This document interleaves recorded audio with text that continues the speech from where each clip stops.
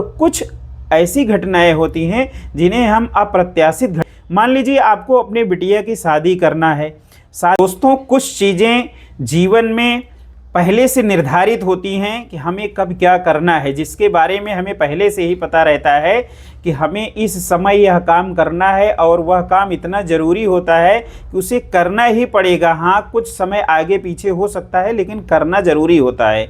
और कुछ ऐसी घटनाएं होती हैं जिन्हें हम अप्रत्याशित घटनाओं में मानते हैं, वो अचानक हमारे ऊपर आ जाती हैं। जैसे कि परिवार में किसी भी सदस्य को बीमारी से ग्रस्त हो जाना, या फिर अचानक कोई दूसरा घर में खर्च आ जाना, किसी तरह की कोई ऐसी घटना आ जाए। तो इन सब चीज़ों से निपटने के लिए पहले से ही तैयारी करके रखना ज़रूरी होता है।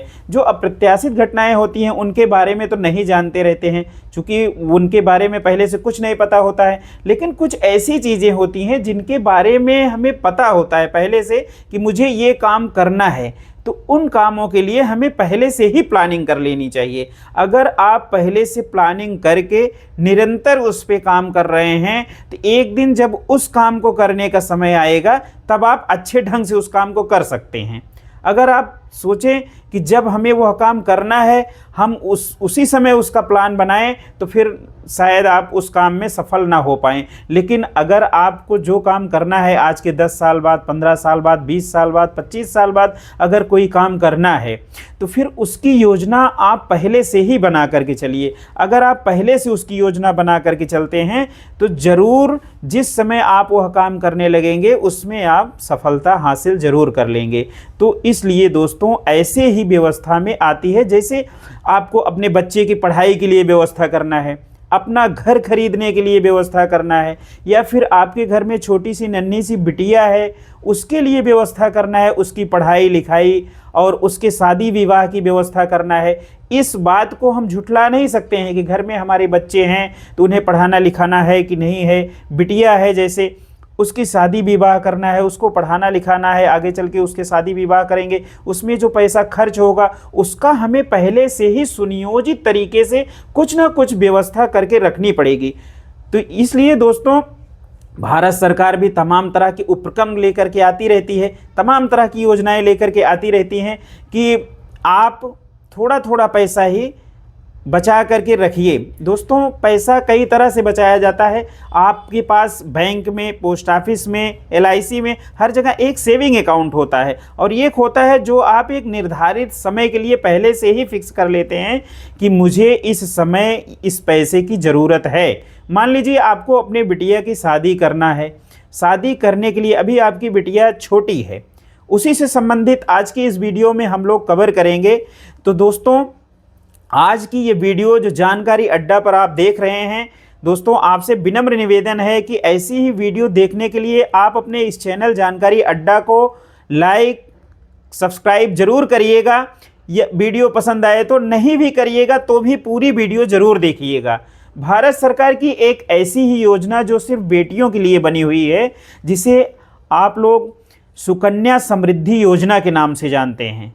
दोस्तों सुकन्या समृद्धि योजना भारत सरकार का एक ऐसा उपक्रम है, भारत सरकार के द्वारा जारी की गए एक ऐसा प्लान है जिसके तहत आप कुछ पैसे बचा करके अपनी बिटिया की शादी तक एक निर्धारित अमाउंट बचा सकते हैं, प्राप्त कर सकते हैं।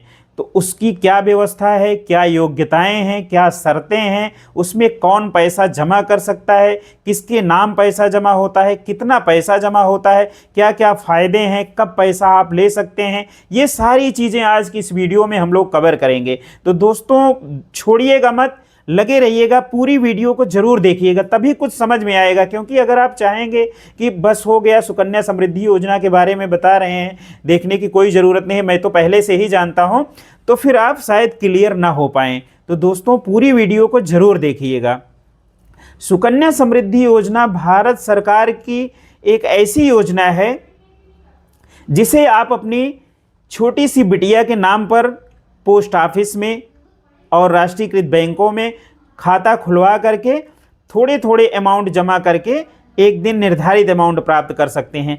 दोस्तों इसमें जो योग्यता होती है, आप अपने घर में ज़्यादा से ज़्यादा अपनी 2 बेटियों के नाम पर अकाउंट खोल सकते हैं। यानी जैसे आपके पास 2 बेटियां हैं, 1 बेटी है, 2 बेटी है, तो 2 बेटियों तक आप पोस्ट ऑफिस में या फिर भारतीय स्टेट बैंक में, एचडीएफसी बैंक में, किसी न किसी बैंक में या फिर पोस्ट ऑफिस में आप अपनी बिटिया के नाम पर खाता खोल सकते हैं। बिटिया की उम्र 10 वर्ष से कम होनी चाहिए। यानी आपकी जो बिटिया है वह 10 वर्ष से ज़्यादा की नहीं होनी चाहिए। अपने घर में आप कितना 2 बेटियों तक 2 अकाउंट खोल सकते हैं। हाँ, यह मामला तब लागू होता है कि जैसे मान लीजिए 3 खाते भी हो सकते हैं, लेकिन अगर कोई जुड़वा बेटियां पैदा हुई हैं तो वहाँ पर यह नियम नहीं लगता है। वहाँ पर आप तीनों के नाम से खाता खुलवा सकते हैं, यानी 3 खाता आपके घर में हो सकता है। तो दोस्तों, अब ये तो चीज़ हो गई कि योग्यता क्या होनी चाहिए। बेटी की उम्र 10 वर्ष से कम होनी चाहिए और बेटी का जन्म प्रमाण पत्र होना चाहिए। जो कागजात लगेंगे उसमें बेटी का जन्म प्रमाण पत्र होना चाहिए। आपने आधार कार्ड बनवाया है तो आधार कार्ड भी लगा सकते हैं। यानी जो बेटी का लगेगा वो जन्म प्रमाण पत्र मूल रूप से ज़रूरी है, और आधार कार्ड बना है तो उसे भी आप दे सकते हैं।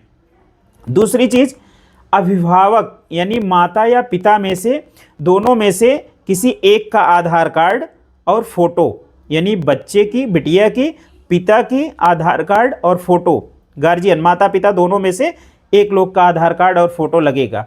अब ये तो हो गए दस्तावेज। आप किसी भी पोस्ट ऑफिस की शाखा में जा कर के अपनी बिटिया का खाता खुलवा सकते हैं, या फिर अपनी नज़दीकी बैंक में, भारतीय स्टेट बैंक में, एचडीएफसी बैंक में, पंजाब नेशनल बैंक में, अनदर किसी भी बैंक में आप जा कर के अपनी बिटिया का खाता खुलवा सकते हैं। अब इसमें जमा क्या करना है, इसमें आप मात्र 250 रुपये सालाना, 250 रुपये सालाना से लेकर के 1.5 लाख रुपया सालाना तक आप इस खाते में जमा कर सकते हैं। कितना सही सुना है आपने, 250 रुपये सालाना, मंथली नहीं। अगर आप साल भर में भी 250 रुपया भी जमा करते हैं तब भी आप इस अकाउंट को खुलवा सकते हैं। 250 रुपये सालाना से लेकर के 1.5 लाख रुपये सालाना तक आप इस अकाउंट में जमा कर सकते हैं। अब इसमें कितना दिन पैसा जमा करना है, खाता जिस दिन आप खुलवाते हैं, खाता खुलने से लेकर के 15 साल तक आपको पैसा जमा करना है। 6 साल इसमें आपको पैसा नहीं देना है, आपका खाता चालू रहेगा। उसमें जो सरकार द्वारा जारी ब्याज दर रहेगा वो जुड़ता रहेगा आपके पैसे में। लास्ट में जब 21 साल कंप्लीट होगा तब इसमें 21 साल पूरा होने पर आपको पैसा मिलेगा। तो दोस्तों, यह योजना बेटियों के लिए है। इसे आप जो है अपने नज़दीकी पोस्ट ऑफिस में ज़रूर खुलवाएं। खुलवाने से आपको ये फ़ायदा रहेगा कि अब निर्धारित अमाउंट जो जमा करना है वो आपके ऊपर डिपेंड करता है कि आप 250 रुपया महीना जमा कर सकते हैं, 500 रुपया महीना जमा कर सकते हैं, 1000 रुपया महीना जमा कर सकते हैं, 5000 रुपया महीना जमा कर सकते हैं, या फिर 10,000 रुपया महीना। जितना भी आप जमा कर सकते हैं, सालाना अमाउंट जो जोड़ करके होगा। जैसे मान लीजिए उदाहरण के तौर पर आप 1000 रुपये महीना जमा कर रहे हैं या 500 रुपये महीना जमा कर रहे हैं, तो आप साल भर में 1000 रुपया महीना जमा करेंगे तो कितना हो गया, 1000 रुपये महीने के हिसाब से 1 साल का 12,000 रुपया हुआ। तो ऐसे ही ये जो सालाना आपका टारगेट हो, सालाना 1.5 लाख से ज़्यादा नहीं होना चाहिए। बस इतना ही करना, 1.5 लाख से ज़्यादा आप एक साल में इन्वेस्टमेंट नहीं कर सकते हैं सुकन्या समृद्धि योजना के अंतर्गत। तो अभी आप अपनी क्षमता के अनुसार 250 रुपया महीना, 500 रुपया महीना, 1000 रुपया महीना, जो भी आप चाहें उतना जमा कर सकते हैं। 15 साल तक आपको किस्त जमा करना है, 21 साल में आपको पूरा पैसा मिलेगा। अब इसमें पैसा किस दशा में और भी मिल सकता है, पैसा जो मैच्योरिटी का पैसा है, यानी जब पूरा हो जाएगा 21 साल में आपको पैसा मैच्योरिटी पर मिलेगा। एक तो पूरा होने के बाद मैच्योरिटी पे मिलेगा, दूसरी चीज़ पैसा आपको बीच में कब मिलेगा। जैसे मान लीजिए आपकी बिटिया 18 साल की हो जाती है, 18 साल की होने पर भी पैसा आप जो है जितना पैसा आपका बन रहा है वहाँ पर उसका 50% आप पैसा ले सकते हैं, यह बता करके कि बिटिया की हमारी उच्च पढ़ाई के लिए आप मतलब जैसे उच्च शिक्षा के लिए अपनी बिटिया के लिए ले सकते हैं, या फिर शादी के लिए भी पैसा लेना है तो उसमें आपको लिखित देना पड़ेगा। कि जो है हमें किस काम के लिए पैसा लेना है। लेकिन यह काम आप 18 साल की जब बिटिया हो जाएगी तभी कर पाएंगे, 18 साल के पहले पैसा नहीं ले सकते हैं। 18 साल के पहले पैसा तभी मिलता है, उसका कंडीशन अलग है कि जैसे मान लीजिए अब इसमें हाँ ये चीज़ भी जानना ज़रूरी है कि अगर बिटिया किसी कारणवश जो खाता धारक है, जैसे बिटिया के नाम पे खाता है तो बिटिया खाता धारक हुई, अगर खाता धारक के साथ कोई अनहोनी हो जाती है और खाता धारक नहीं रहता है, तब क्या होगा? तब जितना दिन तक खाता चला रहेगा उतना दिन तक जो पैसा बना रहेगा विथ ब्याज, वह पैसा नॉमिनी को यानी जो उसमें गार्जियन था उसको पैसा मिल जाएगा। दूसरी चीज़, अगर गार्जियन के साथ कोई मिसहैपनिंग हो जाती है तो गार्जियन के साथ अगर मिसहैपनिंग होती है और गार्जियन नहीं रहता है, अभिभावक यानी जो जैसे पिता थे उसमें या फिर माता संचालक थी, जो भी खाते का संचालक था वह नहीं रहता है, तो खाता बंद नहीं होता है, खाता तब भी चलता रहेगा, बशर्ते उसमें पैसा आपको जमा करना पड़ेगा। वह चाहे खाता धारक जमा करे, उसका जो भी जैसे पिताजी की डेथ हो गई है तो माताजी है तो वहाँ पर माताजी का नाम दर्ज करवाना पड़ेगा, वो पैसा जमा करती रहेंगी, तो सेम जैसे कंडीशन था सब कुछ चलता रहेगा। अगर उसे खाता आप बंद करना चाहते हैं, बंद करके पैसा लेना चाहते हैं तो बंद करेंगे, तो वही जितना दिन चला है खाता उतना दिन का पैसा जोड़ करके आपको मिल जाएगा। तो ये चीज़ें रहेंगी उसमें दोस्तों। तो सुकन्या समृद्धि योजना जो है वो बहुत बढ़िया योजना है, लेकिन उसमें नियमानुसार आपको पैसा जमा करना पड़ेगा। क्योंकि दोस्तों जो दीर्घकालिक योजनाएं होती हैं, एक होता है सेविंग अकाउंट आपका, आप उसमें जब भी मर्जी कहता है तब पैसा डाल देते हैं, आज पैसा डाले हैं 4 महीने बाद पैसा डालेंगे, 10 महीने बाद पैसा डालेंगे, कल पैसा निकालेंगे, 3 महीने बाद निकालेंगे, जब मर्जी कहता है तब निकालते हैं, जब मर्जी कहता है तब डालते हैं। लेकिन जो दीर्घकालिक योजनाएं होती हैं उसमें जो पैसा आप डालते हैं उसे नियमानुसार पैसा डालना पड़ता है, उसमें अनुशासन की बहुत ज़रूरत होती है कि आप अगर हर महीने पैसा जमा कर रहे हैं तो आपको हर महीने पैसा जमा करना पड़ेगा। किसी कारण बस मान लीजिए अगर आप अपने खाते में पैसा नहीं जमा कर पाते हैं, सुकन्या समृद्धि योजना का आपका खाता है और उसमें आप पैसा नहीं जमा कर पाते हैं तो कोई दिक्कत नहीं है। उसमें अगर 1 साल तक भी आप पैसा नहीं जमा कर पाते हैं तो 1 साल की मात्र और मात्र जो लेट फीस है वो 50 रुपये है, यानी जो पेनाल्टी चार्ज होगा वो 50 रुपया, बाकी आपका जो मंथली अमाउंट था वो जोड़ करके पूरा अमाउंट 50 रुपया लेट फीस के साथ आप जमा कर देंगे, आपका खाता पुनः चालू हो जाएगा। तो दोस्तों अभी मैं इसके बाद आपको ये भी दिखा दूंगा कि आप अगर 500 रुपया महीना जमा करते हैं तो आपको 21 साल में कितनी मैच्योरिटी मिलेगी, 1000 रुपया महीना जमा कर सकते हैं तो कितनी मैच्योरिटी मिलेगी, 5000 रुपया महीना जमा करेंगे तो कितनी मैच्योरिटी मिलेगी। तो इस तरह से मैं आपको अभी PDF में दिखा दूंगा कि आप कितना जमा कर सकते हैं तो कितना मिलेगा। तो दोस्तों मैं आपको अभी जो है अपने कंप्यूटर स्क्रीन पर या मोबाइल की स्क्रीन पर आपको मैं दिखा दे रहा हूँ कि कितना जमा करने पर कितना मिलेगा।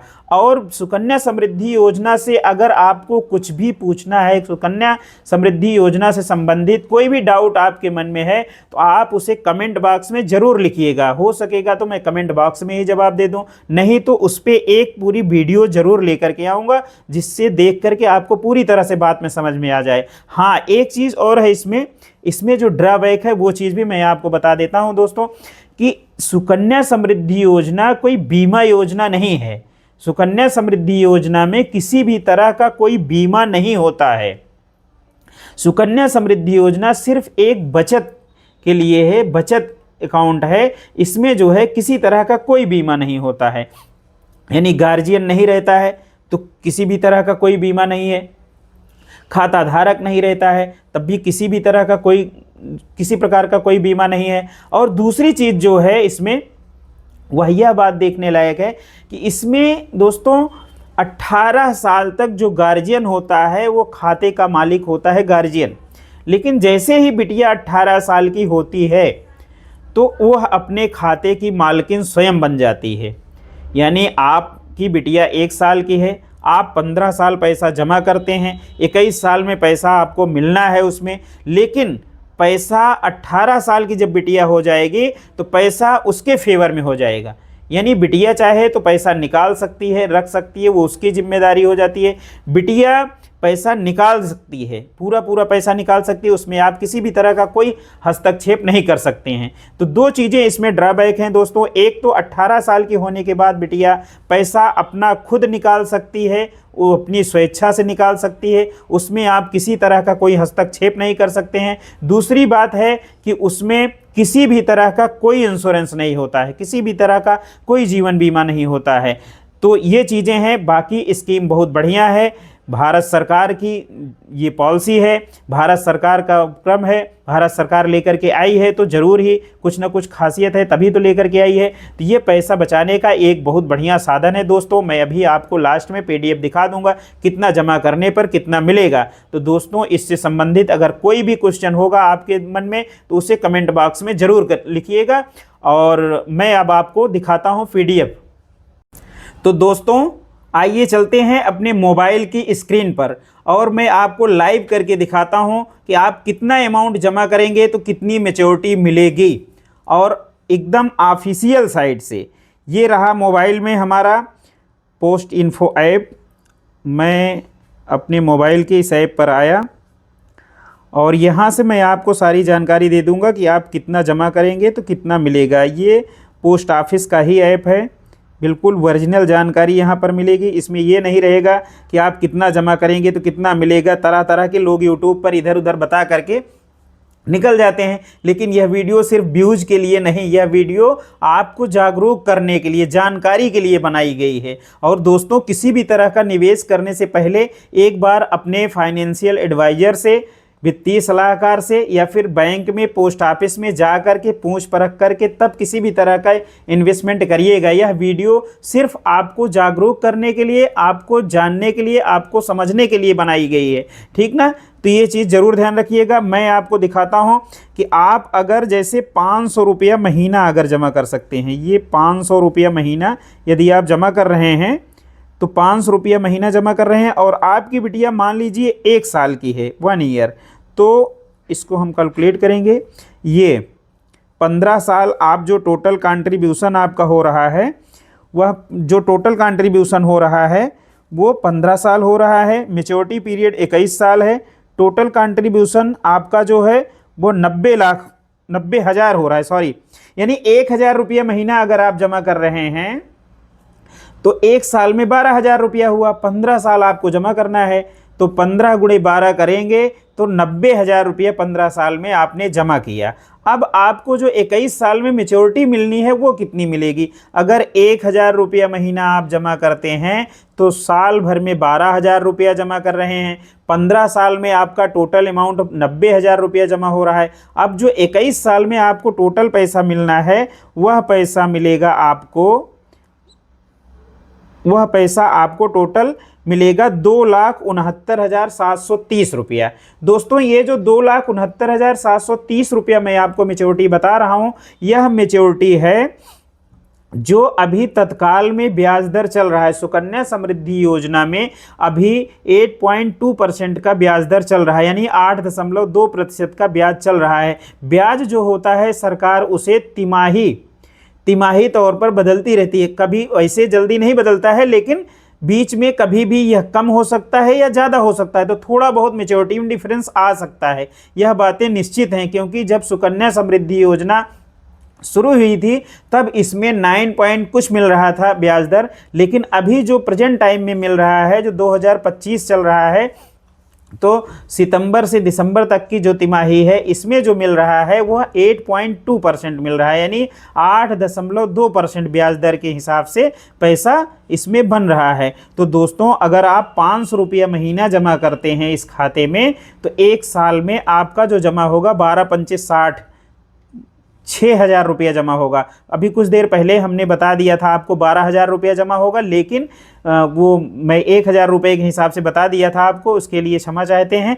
500 रुपया महीना अगर आप जमा कर रहे हैं तो 1 साल में आपका 12×5 = 6,000 रुपया होगा, और 6,000 रुपये के हिसाब से 15 साल में 15×6 = 90,000 रुपया आप जमा करेंगे तो आपको जो मिलेगा वह टोटल जो मिलेगा वह 2,69,730 रुपया मिलेगा। और इसी को अगर हम 1,000 रुपया महीना कर दें, थोड़ा और बढ़ा दें, 1,000 रुपया महीना अगर आप कर देते हैं तब जो आपको मिलने वाली रकम होगी, अगर 1,000 रुपया महीना आप जमा करेंगे तो साल भर में 12,000 रुपया जमा करेंगे और 15 साल में 1,80,000 आपका टोटल जमा होगा। जब 1,80,000 आप जमा करेंगे तो जो अभी प्रेजेंट टाइम में ब्याज दर है 8.2%, इसके हिसाब से चक्रवृद्धि ब्याज को जोड़ते हुए 21 साल में जो आपकी मैच्योरिटी बनेगी वह बनेगी 5,39,554 रुपये।